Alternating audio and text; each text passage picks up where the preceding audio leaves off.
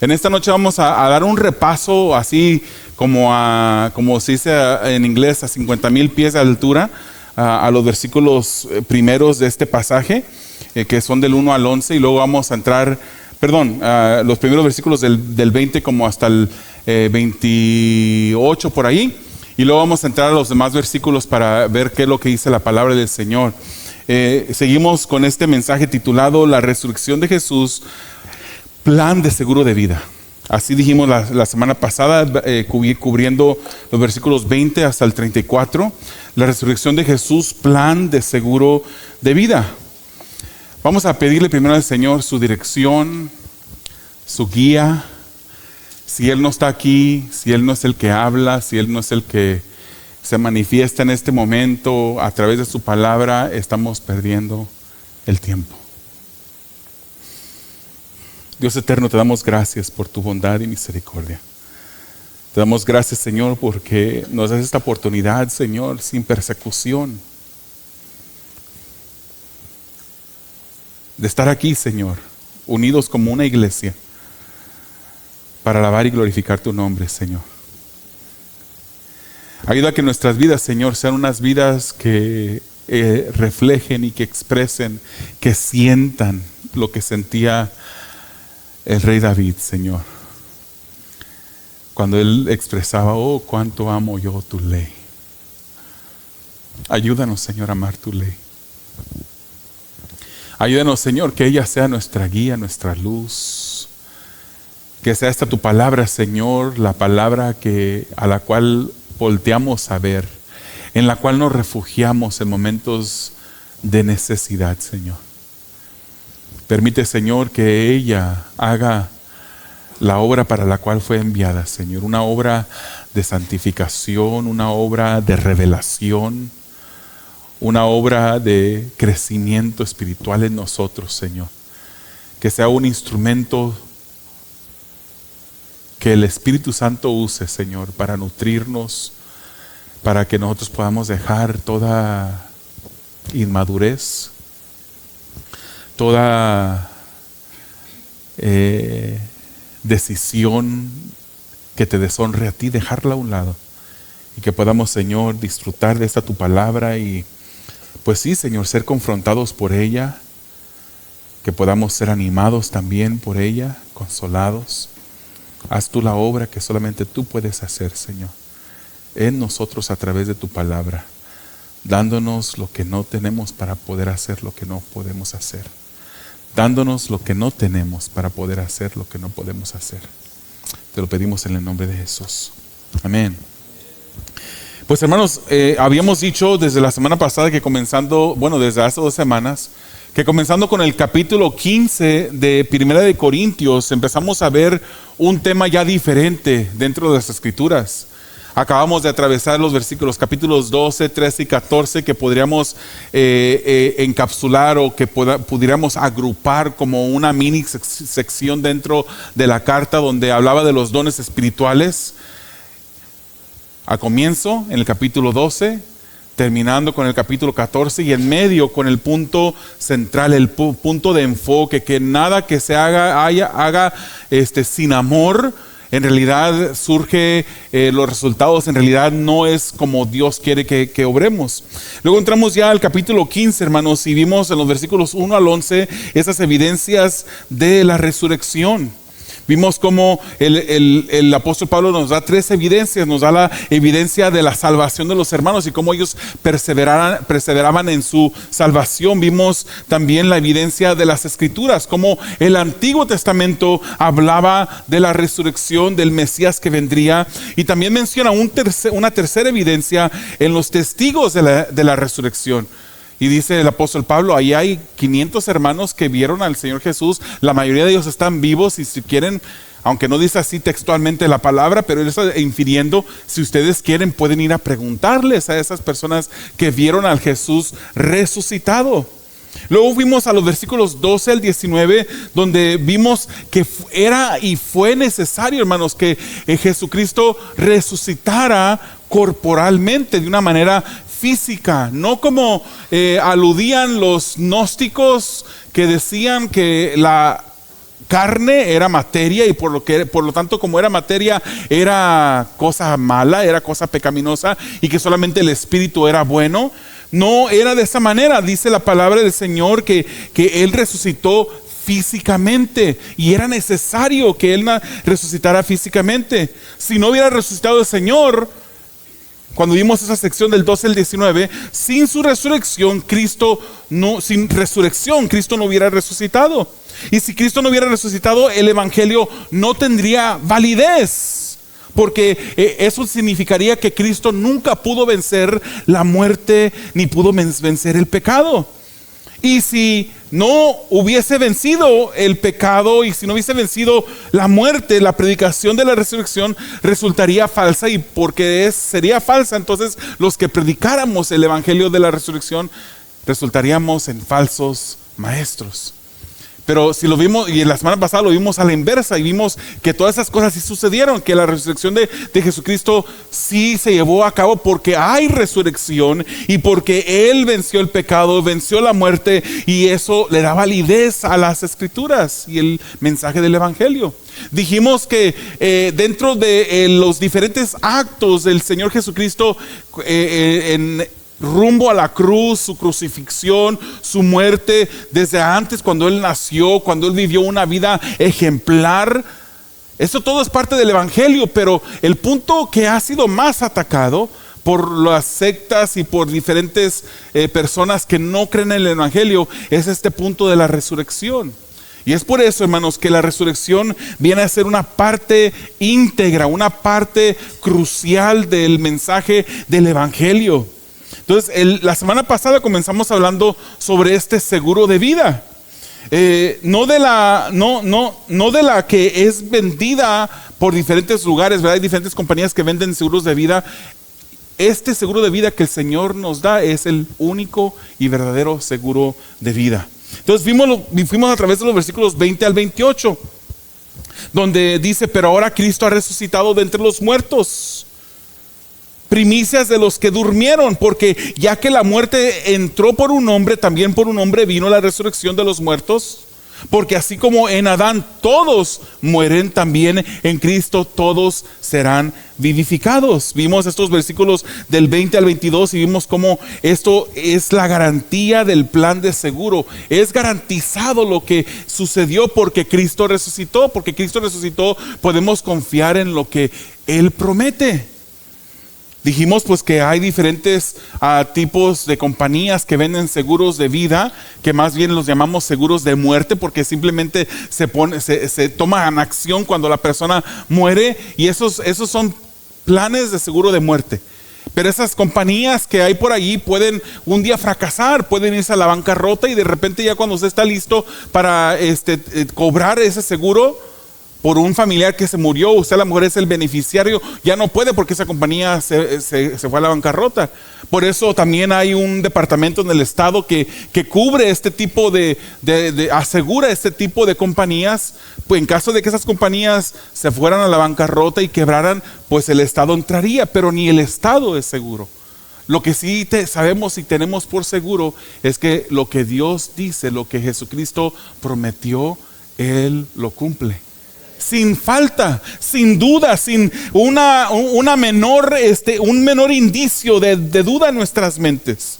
Y dice las escrituras que la muerte entró por Adán. Y estoy yendo un poquito rápido a través de estos primeros versículos, porque ese es un repaso para entrar luego al versículo 29 y le vamos a acelerar un poquito.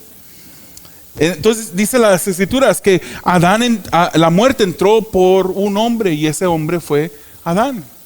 Y vimos cómo Adán es el que se le dio la responsabilidad, por lo tanto también el que se le llamó a cuentas cuando él y su esposa en el huerto en Edén fallaron al único mandamiento que Dios dio.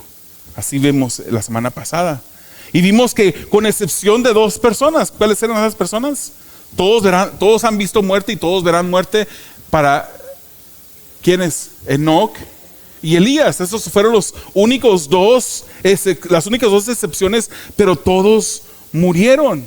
Y siendo, hermanos, Cristo el único que resucitó de manera permanente. Hablamos la semana pasada que habían otras personas que resucitaron, ¿verdad? El hijo muerto de la viuda de Naín, Jesucristo lo resucitó. A Lázaro, Jesucristo lo resucitó. Profetas del Antiguo Testamento resucitaron por obra de Dios a través de ellos, pero esas personas que resucitaron volvieron a morir. Jesucristo es el primero que resucitó permanentemente, resucitó para no ver muerte más. Él es el primero, por eso se le llama las primicias.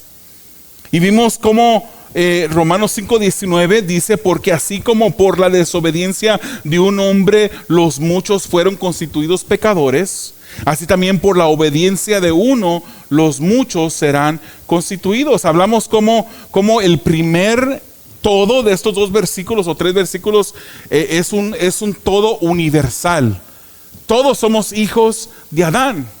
Mas sin embargo dijimos que el segundo todo todos de estos versículos en el versículo 22 no es universal, porque no todos serán salvos. Sabemos eso claramente, las escrituras nos dicen eso, hermanos, que no toda la gente va a ser salva. Nosotros no creemos en el universalismo que por allí enseñan. Dice el versículo 23: pero cada uno en su debido orden, Cristo las primicias, luego los que son de Cristo en su venida. Esto nos habla aquí de la seguridad y de un futuro que viene, obviamente. El versículo 23 nos dice quiénes son los beneficiarios. Empieza a hablar de los beneficiarios de este plan de seguro de vida. Y aquí hay un orden establecido, hermanos. Cristo fue las primicias y después otros. Hay otros que resucitarán también para no volver a ver muerte. Pero Cristo fue el primero. Cristo fue el primero.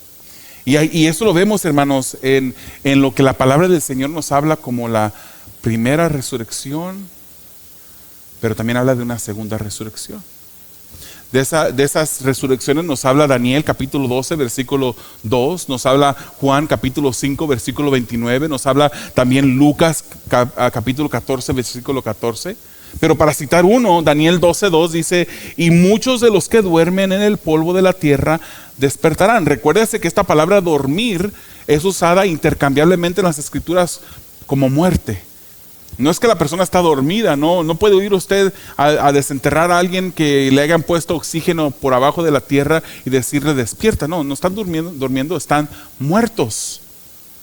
Muchos de los que duermen en el polvo de la tierra despertarán, resucitarán. Unos para la vida eterna, dice Daniel, y otros para la ignominia, para el desprecio eterno. Entonces aquí, hermanos, está hablando de una primera resurrección, está hablando de una segunda resurrección. Esa primera resurrección, hermanos, dijimos la semana pasada que no es un suceso. Y podemos pensar, cuando pensamos como cristianos en esa primera resurrección, estamos pensando como que pasó en un tiempo, ¿verdad? Por ejemplo, octubre 12 del año 3 después de Cristo. No es un suceso, no es un evento de una sola ocurrido en una sola ocasión. La primera resurrección, más bien podemos verlo como que es un grupo de personas. Cuando las escrituras habla de la primera resurrección, se refiere a un grupo de personas. ¿Quién es el primero? Estamos viéndolo en este capítulo de 15 de Primera de Corintios. ¿Quién es el primero? Jesucristo. Él es parte de esa primera resurrección. En 1 Tesalonicenses capítulo 4 versículos 13 en adelante también nos habla de otro grupo que será parte de esa misma primera resurrección. Y hay 2000 años, por lo menos 2000 años y más de 2000 años de diferencia entre cuando Jesucristo resucitó para ya no volver a ver muerte y los que resucitarán para ya no volver a ver muerte. Hay mucha diferencia. Por eso decimos que no miremos a esta primera resurrección como un evento en un tiempo marcado de la historia. Simplemente identifica a un grupo.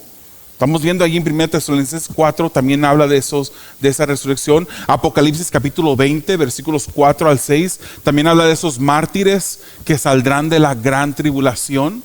Ellos son parte también de esta primera resurrección, y esos son ejemplos de las escrituras.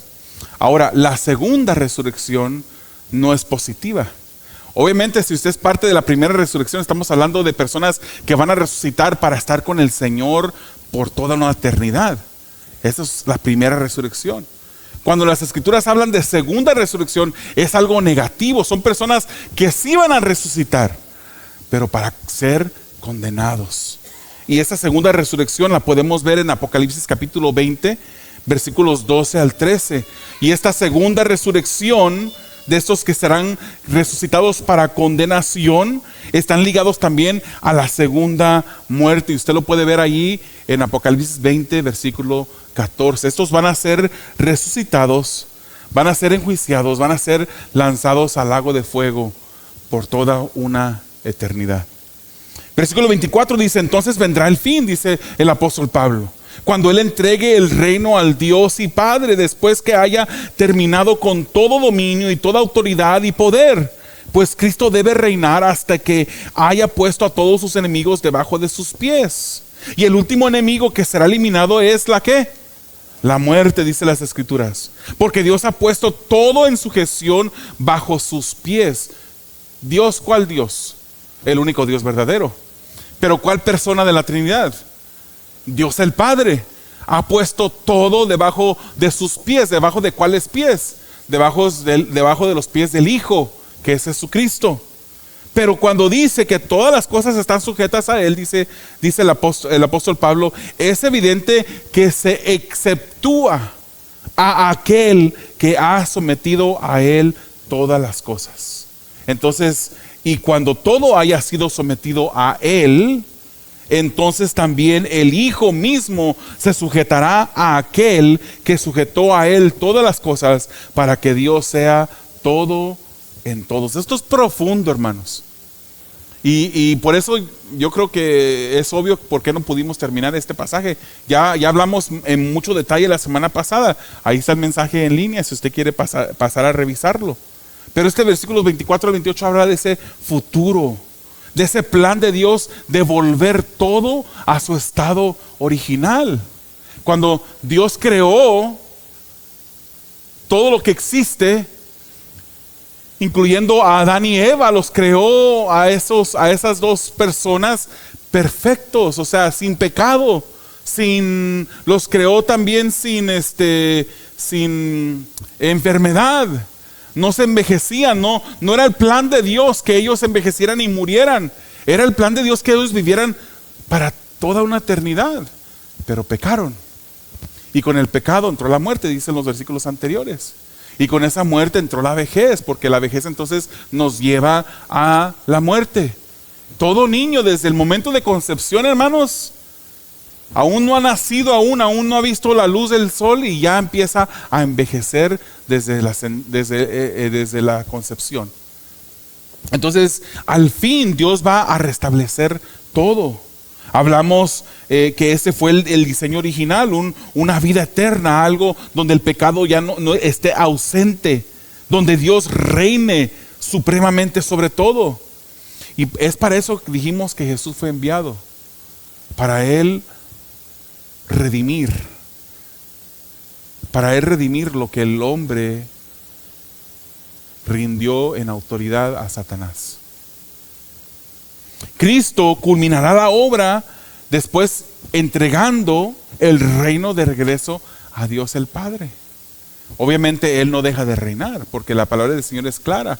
A David el rey se le prometió uno que vendría de sus entrañas, que reinaría para siempre. Él sigue reinando, pero ahora Él entrega, Él se somete al dominio de aquel con A mayúscula, el Dios el Padre.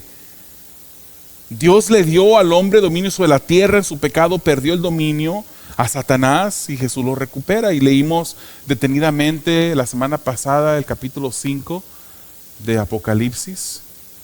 Usted puede volverlo a leer en su casa y ahí le da unos detalles de cómo había un rollo sellado con 7 sellos y se buscaba a alguien que abriera los sellos, alguien que fuera digno de abrir, alguien que se hubiese ganado el derecho de abrir esos sellos. Y lloraba Juan porque no se encontraba nadie que pudiera abrir esos sellos.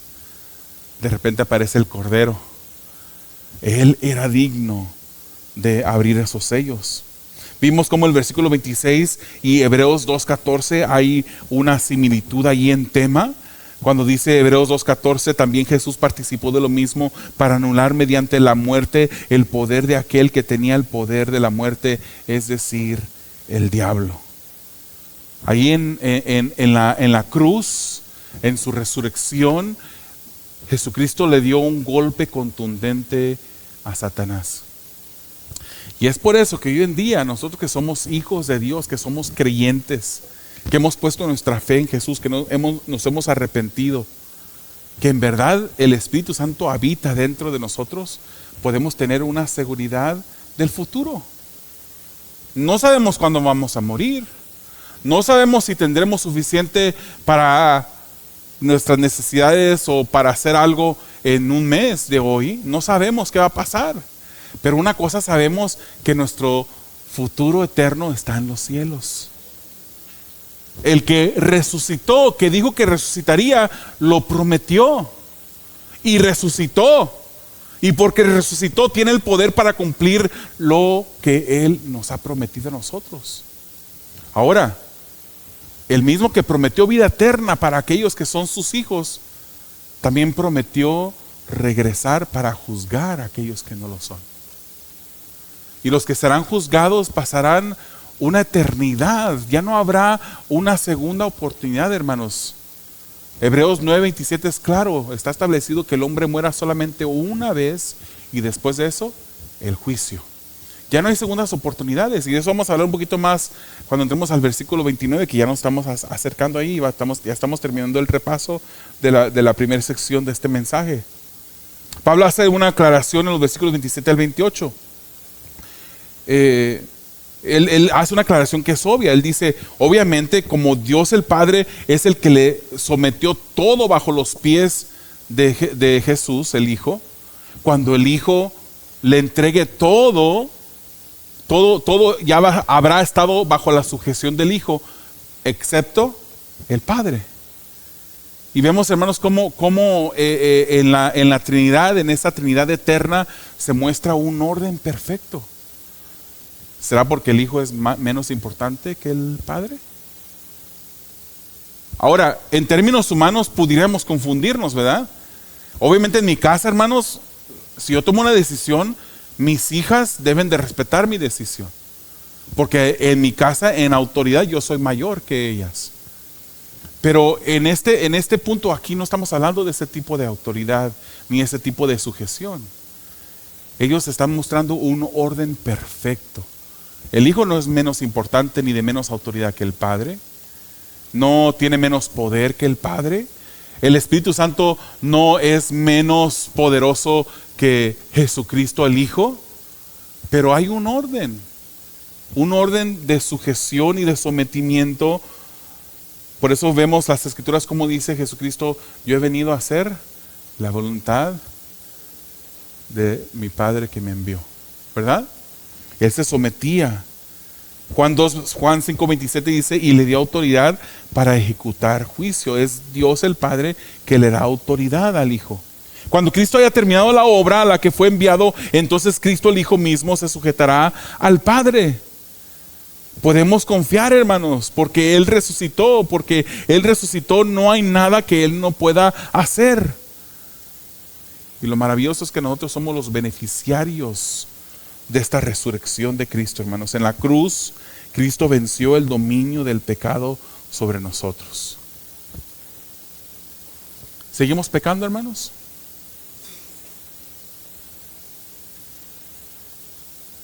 ¿Seguimos pecando? Amén. Sí, seguimos pecando. Ahora, no seguimos dominados por el pecado. Habiendo Cristo roto el dominio del pecado sobre nuestras vidas, nos debería de dar más tristeza, nos debería de compungir de una manera más grande cada vez conforme vayamos avanzando en nuestra santificación, cuando ofendemos a Dios. Ya no tenemos el dominio del pecado sobre nuestras vidas. Cristo resucitó. Él derrotó todo eso. Si Él no hubiera resucitado, seguiríamos bajo el dominio del pecado y seguiríamos sin justificación. Y seguiría más efectivo esa primera parte del versículo que dice: por cuanto todos pecadores están destituidos de la gloria de Dios. Porque la paga del pecado es muerte. Y ya, ahí terminaría el versículo. Porque estaríamos todos rumbo a muerte. Pero la dádiva de Dios es vida eterna en Cristo Jesús, el regalo que Él nos dio. Romanos 4:25 dice que fue entregado por causa de nuestras transgresiones y resucitado para nuestra justificación. Amén. Entonces, ¿cuántos tienen la esperanza de un futuro? En una creación, hermanos, redimida. Ya no la misma creación que vemos ahora, que está sujeta bajo esclavitud. Aún la creación, dice las Escrituras, espera su redención. Entremos ahora a la segunda parte del mensaje, versículos 29 al 34. Pero vamos a detenernos con el versículo 29 por unos instantes, porque es un versículo que requiere algo de explicación. Entonces, esta segunda parte del título es las motivaciones del plan del seguro de vida. Si alguien entrara en este momento, ya sea en línea o entrara por las puertas, dijera: creo que llegué a una reunión de venta de seguro de vida, ¿verdad? Esta es el único seguro de vida. Dice el versículo 29: de no ser así, ¿qué harán los que se bautizan por los muertos? Si de ninguna manera los muertos resucitan, ¿por qué entonces se bautizan por ellos? Una falta de entendimiento de las Escrituras te pueden guiar tras los pasos de un hombre que vivió hace muchos años que se llamaba Marción. Te puede guiar tras los pasos de los, ¿cómo se le dicen? Los santos de los últimos días, que se llaman mormones. Ellos practican el bautizarse por los muertos. Esa es una práctica que ellos tienen y seguramente, hermanos, estoy seguro, aunque nunca he escuchado a ningún mormón que debatir ese punto o querer convencerme a mí de que hay que bautizarnos por los muertos, seguramente ese es un versículo que ellos usan para sustanciar o justificar la acción. Si no tenemos un entendimiento de las Escrituras, no podremos malentender esas Escrituras. Es por eso, hermanos, que decimos una vez tras vez: las Escrituras son el mejor o la mejor intérprete de las Escrituras. Tenemos que ver todo en su contexto. No solamente hay contextos literarios donde vemos el pasaje anterior al pasaje que estamos estudiando y el pasaje después. Ese es un contexto literario. También hay contextos bíblicos donde vemos qué es lo que la Biblia o qué otra cosa dentro de la palabra, obviamente que es anterior a la Escritura, le dan luz a lo que estoy leyendo. ¿Cómo lo puedo entender de una manera más amplia, profunda, basado en algo más que está escrito en las Escrituras? Está el contexto histórico, el contexto cultural. Necesitamos ver los diferentes contextos para entender exactamente de qué se está tratando este versículo. La resurrección, hermanos, comenzamos con esto para explicar. La resurrección ayuda al incrédulo a dar ese paso y creer. La resurrección es algo que catapulta, no sé si lo dije bien, a una persona que en un estado de incredulidad ve y entiende esa resurrección y cree en ese momento por la resurrección. Este versículo pareciera indicar que alguien se puede bautizar por otra persona que ya murió. Pareciera indicar eso. Y vamos a ver, hermanos, diferentes versiones. Ahí hay una pantalla donde está la Reina Valera, la nueva versión internacional, y la traducción del lenguaje actual.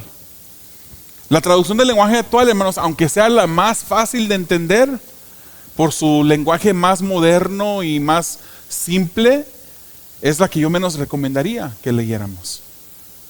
Y les voy a decir por qué, hermanos. Tenemos que entender que hay diferentes tipos de versiones de las Escrituras. Hay unas Escrituras que son más literales que son más, se podrían decir que son más traducciones que interpretaciones. ¿Vemos la diferencia? Una traducción versus una interpretación. La traducción trata de apegarse al lenguaje original lo más cercano que se puede. Y cuando se pega a ese lenguaje original, está traduciendo las palabras de un lenguaje al otro. Puede haber también interpretación, pero no hay el mismo nivel de interpretación que hay en otras versiones de la Biblia, que son más interpretaciones. También tienen traducción, obviamente, porque están en un lenguaje y ahora están en otro lenguaje. Hay traducción, pero también están altamente inyectadas de interpretación. Por el que tradujo está diciendo, bueno, esto quiere decir esto. Y como están inyectadas altamente de interpretación, entonces resultan en un pasaje que es más digerible, más fácil de leer. Y uno dice, wow, qué buena la Nueva Traducción Viviente, porque esa Nueva Traducción Viviente, qué bien la entiendo. Qué buena la traducción de la Lengua Actual, porque esa traducción es muy digerible, la entiendo muy bien. No estoy diciendo, hermanos, que no leamos la traducción de la Lengua Actual, es la que menos recomendaría, dije. No estoy diciendo que no leamos la Nueva Traducción Viviente o la Nueva Versión Internacional. Pudiéramos hacerlo, simplemente siempre recordando que, por ejemplo, la Nueva Versión Internacional y la traducción del lenguaje actual, la nueva traducción viviente también, son versiones de la Biblia que son más interpretativas y no solamente traducciones. Que por usar lenguaje más digerible, puede que se desconecten y se desconectan más del lenguaje original.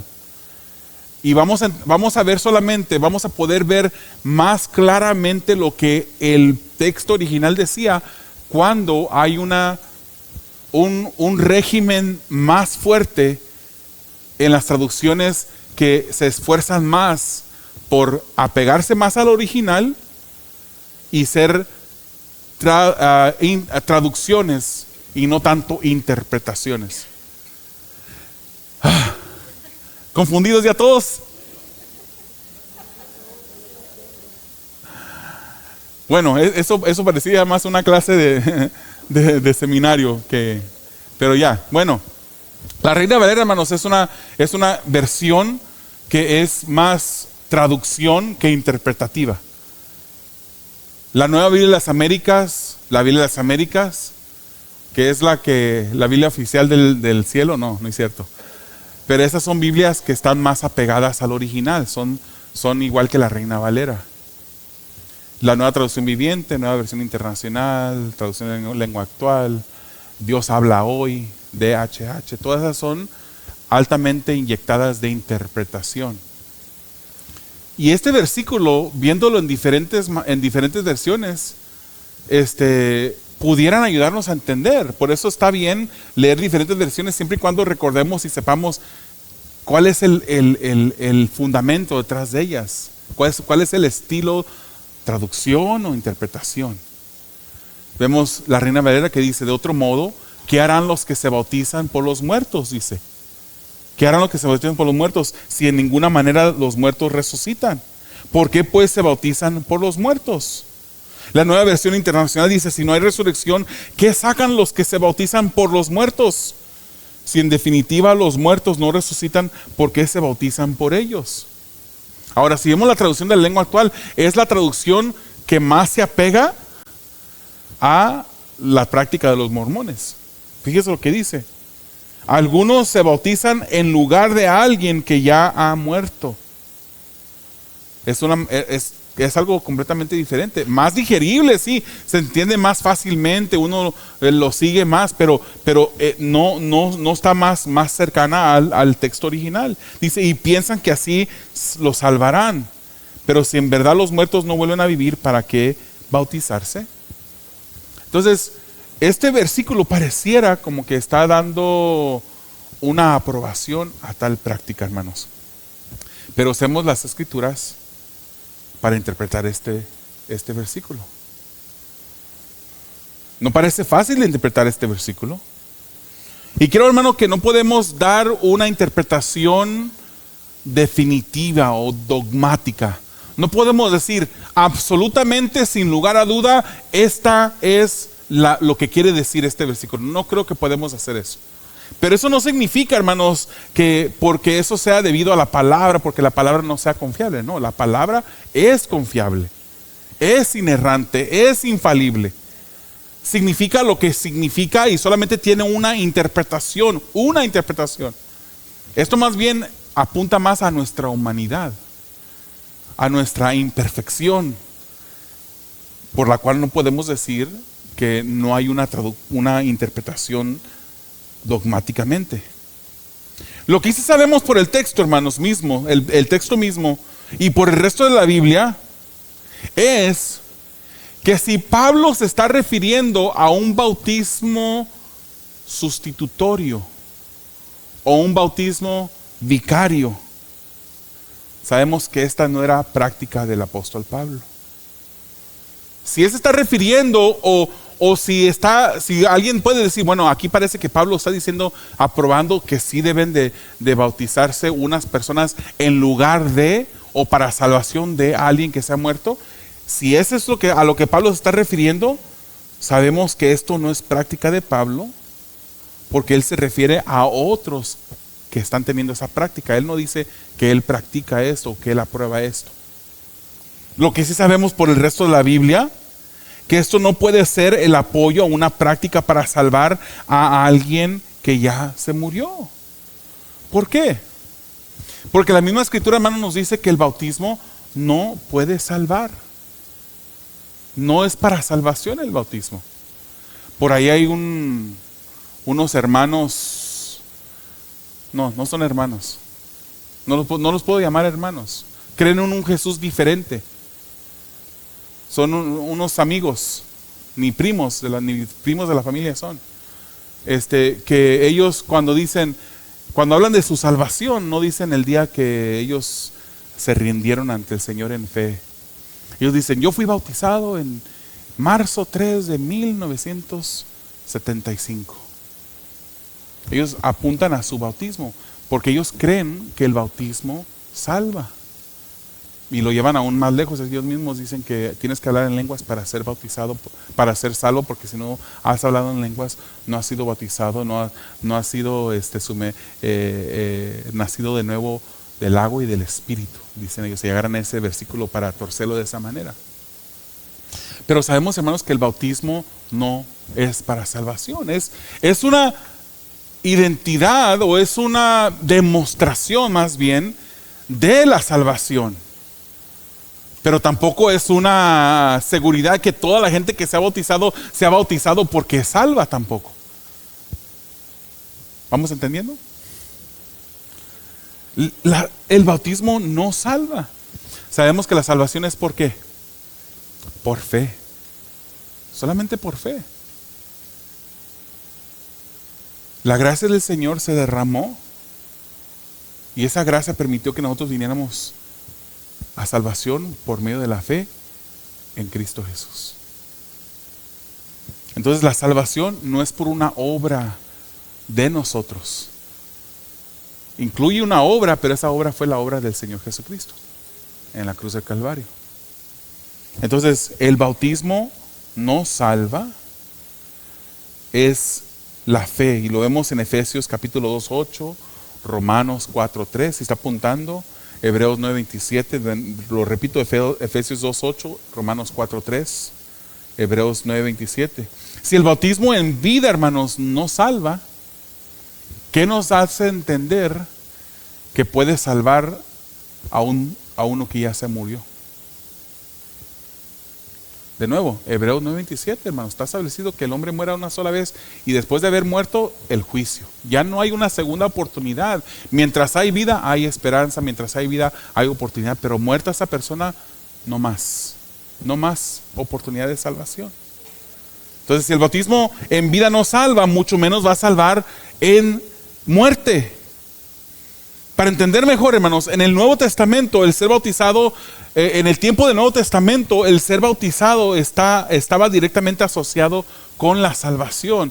No de la manera como estas personas de esta religión creen en el bautismo, que cuando son bautizados son salvos. No de esa manera. Simplemente que una persona que era bautizada era identificado como uno que era salvo. Una cosa iba de la otra. No era lógico que una persona profesara tener fe en Jesús y que no diera ese paso de obediencia y se bautizara. Entonces, el bautismo, el ser bautizado, era directamente asociado con salvación. Y de hecho, la Gran Comisión, hermanos, incluye el bautismo. De nuevo, no para salvación, pero en consecuencia de la salvación. ¿Verdad? Si esta es la manera a la que Pablo aborda el bautismo, Pablo se refiere a los que se salvan por los muertos o en consecuencia a o por causa de los que han muerto en Cristo. Y creo que esta es una posible interpretación de lo que está hablando aquí. En otras palabras, los muertos entonces identifican el testimonio de cristianos, de creyentes que murieron. Los que se bautizan, los que fueron salvos por el testimonio de cristianos que murieron, es lo que está hablando aquí el apóstol Pablo. ¿Para qué lo hicieron si estos cristianos muertos no van a resucitar?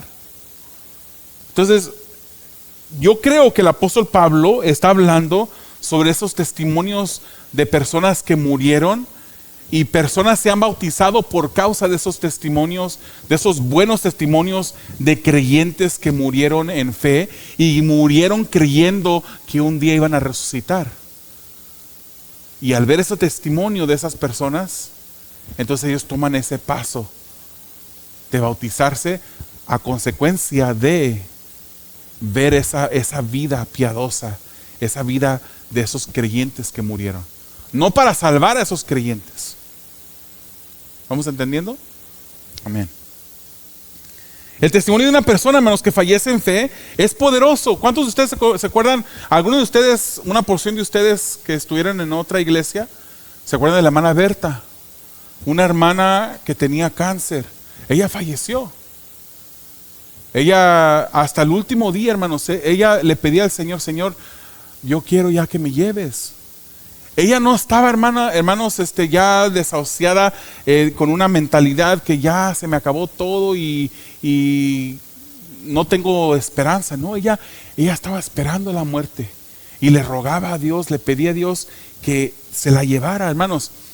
Este testimonio de esta mujer debió de haber sido un testimonio contundente para sus hijas y su hijo, que no conocían en aquel entonces, no sé si ya lo conozcan, a Dios.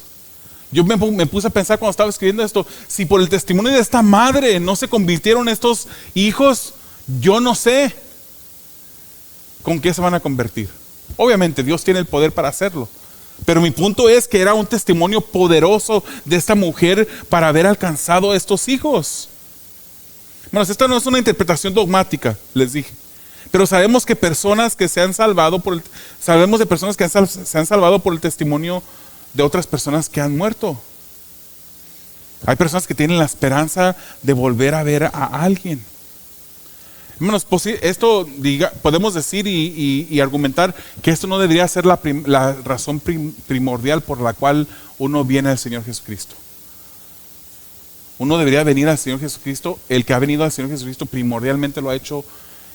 Él nos amó primero, ahora esa persona viene en amor, pone su fe, tiene la esperanza de ver a aquel Jesús resucitado. Pero hay personas que han venido al Evangelio, que Dios ha usado la muerte como un puente de salvación para personas que son salvas ahora genuinamente por ese testimonio.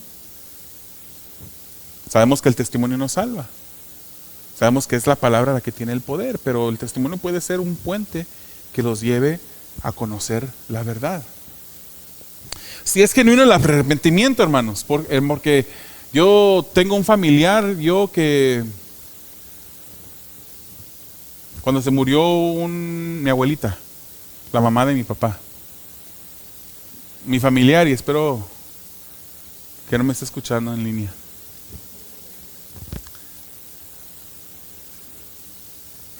Porque no lo estoy diciendo de forma despreciativa o ni burlándome. Pero ella, cuando mi abuelita se murió, ella estaba llorando. Yo creo que no habían suficientes Kleenex en ese lugar para poderle secar las lágrimas. Y ella prometía, habiendo conocido al Señor ya, o habiendo conocido al Señor ya, se descarría. Y en el ataúd ella gritaba y decía: te prometo que ahora sí voy a seguir el camino del Señor. Cosa que no fue lo que sucedió. Hasta el día de hoy no pareciera que hubo ese cumplimiento de esa promesa. Es posible que algunos hayan encontrado a Jesús a través de una promesa de ver a un familiar que murió en Cristo. Hermanos, aquí yo creo que es muy puntual o válida la pregunta: ¿conoceremos en el cielo a nuestros seres queridos? Yo he escuchado personas que dicen: no vamos a conocer a personas allá. Algunas personas que dicen que sí. Yo quiero argumentar en este momento que las Escrituras nos dan esa esperanza de conocer a alguien. Y le voy a decir, voy a usar pasajes de las Escrituras para este punto, hermanos. ¿Se recuerda del rey David? Después de haber cometido el pecado que cometió, Betsabé queda embarazada, nace el bebé, pero nace herido por Dios, enfermo. Y él está triste, está ayunando, está en una condición de humillación delante de Dios. Y después vienen y le dicen: tu hijo ya, el niño murió. Él se levanta, se baña. Y a la gente que lo mira hacer esto, se le hace muy raro. ¿Cómo? Ahora ya está muerto, ahora sí ya no lo vas a ver. Y ahorita ya es cuando estás mejor. Pero él se levantó, él dijo, yo sé que ya no lo voy a volver, él ya no volverá a mí. Pero yo iré donde él está en un tiempo. Él tenía esa seguridad que él iba a volver a verlo. Hay indicaciones, hermanos, por ejemplo, en la iglesia de Tesalonicenses. Ellos estaban consternados porque sus seres queridos cristianos que habían fallecido ya no tenían la esperanza de la eternidad. Y ahí es donde vemos ese pasaje de 1 Tesalonicenses capítulo 4, versículos 13 en adelante, donde nos dice, dice el apóstol Pablo, que lo dice no de su parte, sino de parte de Dios. ¿Por qué no lo leemos? Yo creo que sería bueno leerlo. 1 Tesalonicenses capítulo 4.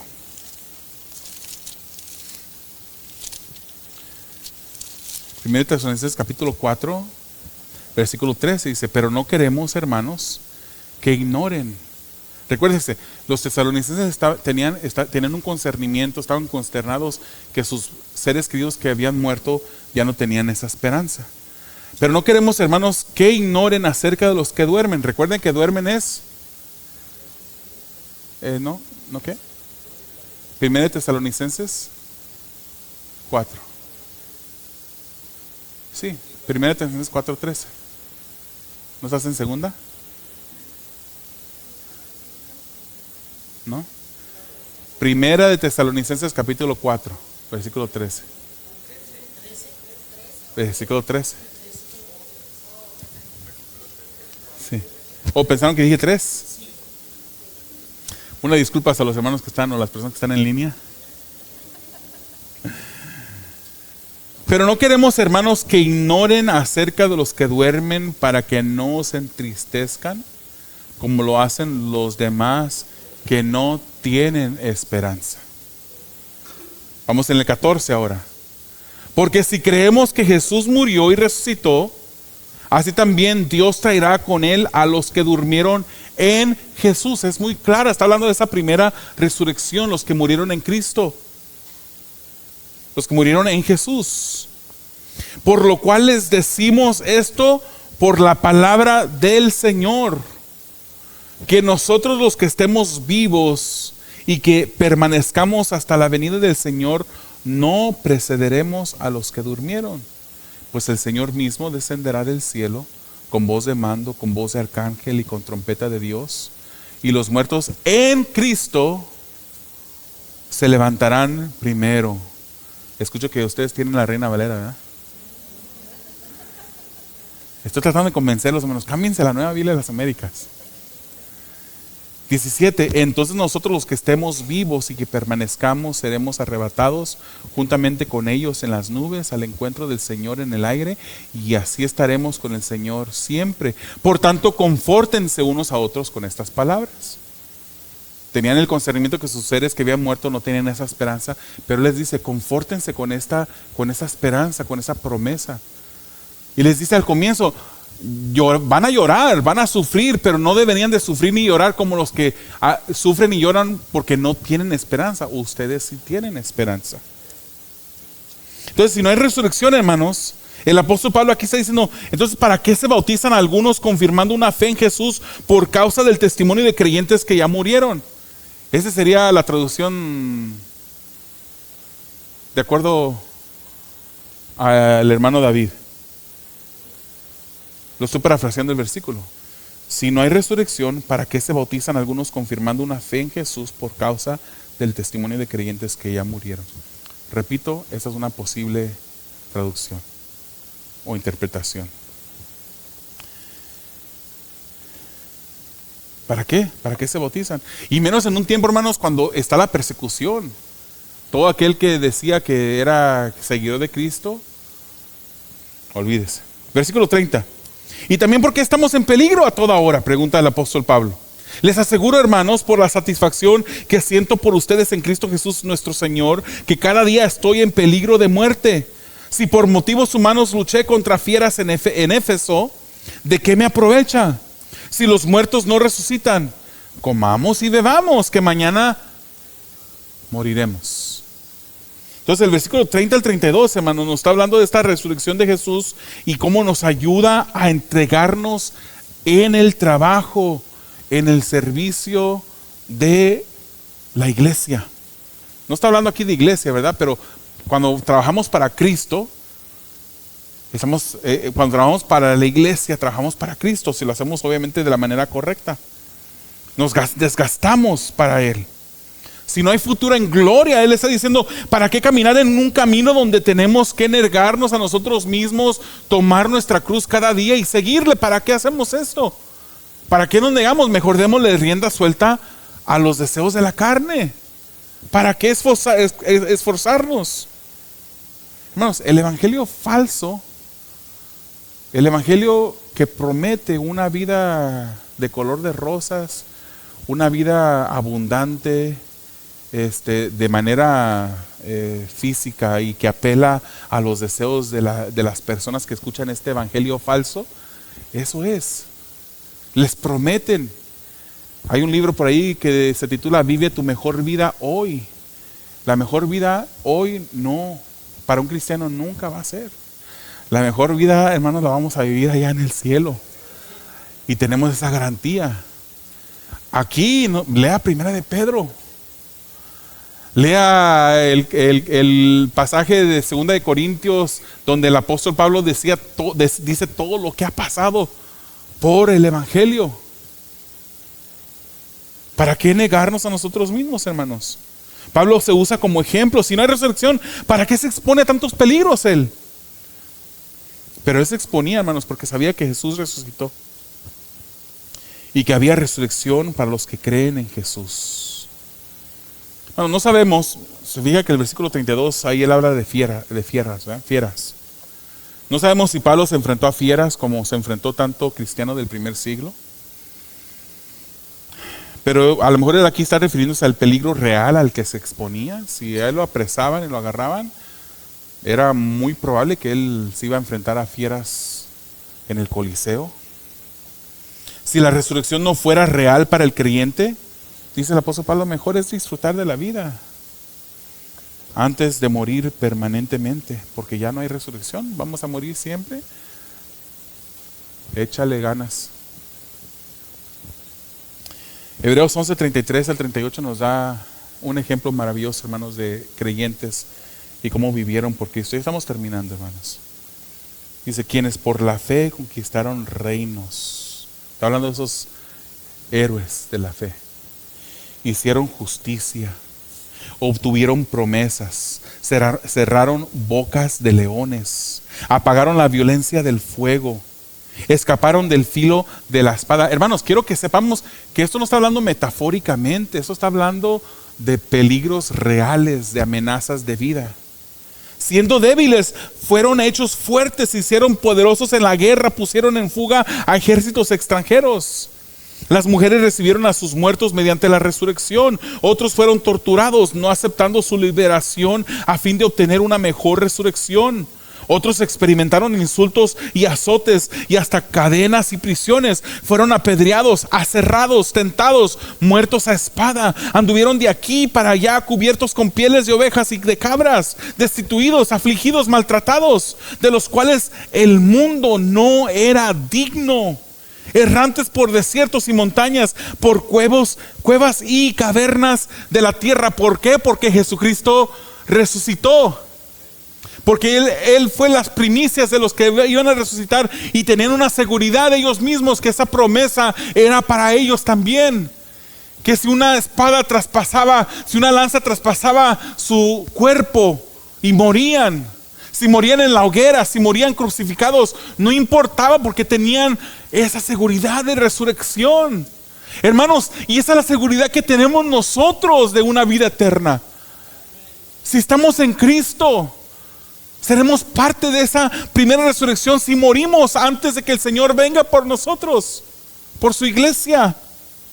¿Quién en su sano juicio, hermanos, hace todo esto por una mentira? ¿Quién? Y Hebreos 12:2 dice, puesto los ojos en Jesús, el autor y consumador de la fe, quien por el gozo puesto delante de él soportó la cruz, despreciando la vergüenza, y se ha sentado a la diestra del trono de Dios.